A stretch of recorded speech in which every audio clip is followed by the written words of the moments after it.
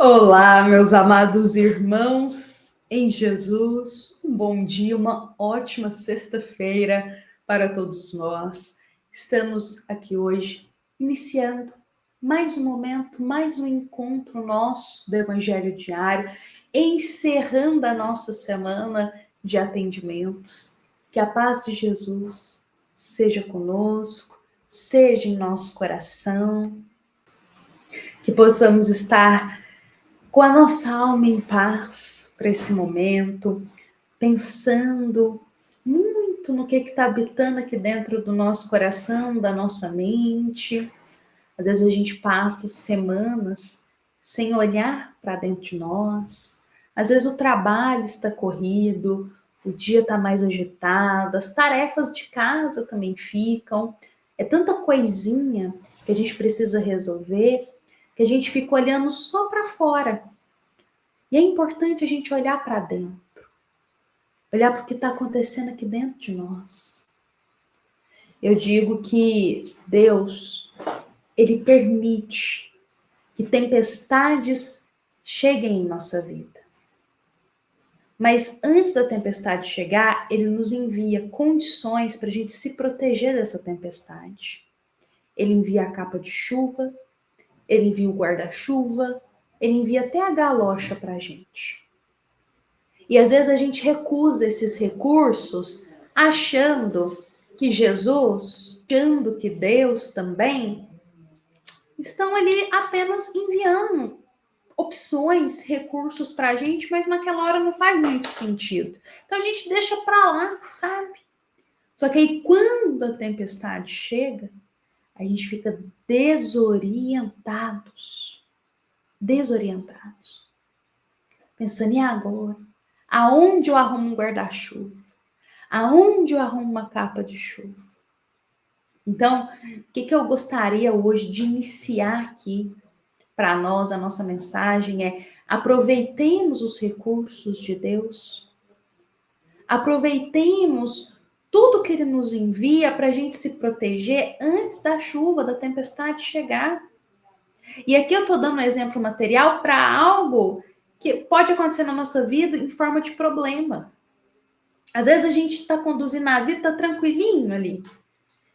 E Deus enviando os recursos para a gente ter mais coragem, para a gente ter mais fé, para a gente superar nossos medos. E a gente não está nem importando com os recursos que Deus está enviando.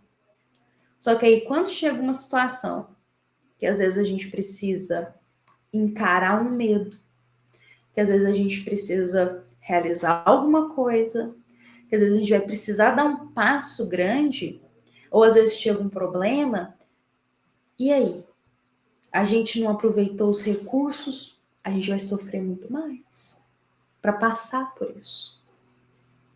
É aquela situação. Depois que a chuva chega, não adianta querer consertar o telhado.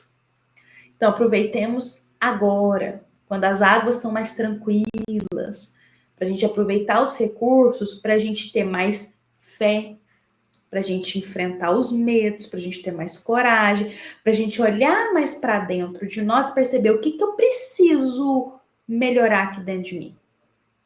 Será que eu preciso ser uma pessoa que precisa ter mais coragem na vida? Será que eu preciso ser uma pessoa que precisa ter mais fé? Será que eu preciso ser uma pessoa que tem mais paciência? O que eu preciso aqui dentro de mim melhorar para quando a tempestade chegar eu estar um pouco preparado? Pensemos assim, meus irmãos. Enquanto as águas estão tranquilas, é o melhor momento para a gente olhar para dentro de si e aproveitar os recursos que Deus envia para a gente, como se diz, se preparar para quando a tempestade, das provações, da expiação, dos testes da encarnação chegar. Meus amados irmãos, são com essas palavras aqui, com Jesus em nosso coração, que eu convido a todos para iniciarmos aqui o nosso momento do nosso Evangelho Diário. Nós estamos num capítulo muito especial, que é o capítulo 14 do livro Boa Nova. E nesse capítulo, nós estamos mergulhando no encontro entre Jesus e Nicodemos. Ontem a gente já viu mais detalhes desse encontro e nós paramos na história justamente naquele momento em que tem dois apóstolos observando aquela conversa entre Jesus e Nicodemos, e eles não entendem nada do que o Cristo estava dizendo em questão de renascer de novo para ver o reino de Deus. Então, quando Nicodemos vai embora, sobra Jesus, André e Tiago. Aí André e Tiago vão se aproximar do Cristo e vão perguntar para ele: mas mestre, como assim renascer? Como que é possível alguém que já está vivo renascer? Eles estavam olhando em questão que eu falo biológica. Não pode alguém que já, por exemplo, tem 30 anos renascer em um bebê? Isso é inviável. Eles estavam com esse olhar biológico. E aí Jesus chama eles para o olhar espiritual. E o Cristo vai responder os dois aqui com um ensinamento muito bonito, que Jesus diz assim, que toda árvore, ela precisa em algum momento passar pela poda. Mas depois que ela é podada, ela cresce muito mais forte. Ela cria até mais galhos. Ela floresce até mais bonita. Então ela precisa passar pela poda para ela florescer. E Jesus fala com Tiago e com André que assim é a carne. A carne que estamos aqui, né, a morte do corpo, ela é apenas uma mudança. Apenas uma mudança indispensável para que a gente floresça melhor depois. Desencarnar é apenas uma mudança para a gente. A gente só vai deixar a matéria e vai entrar no mundo espiritual. E é algo tão sutil em alguns casos, se não na maioria, que é com muita frequência até que a gente observa em reuniões mediúnicas, nas obras espíritas, irmãos que já desencarnaram um tempo e nem perceberam que desencarnaram. Porque não sentiram dor, não teve nenhum processo assustador. Você só vai acordar, vai estar no mundo espiritual.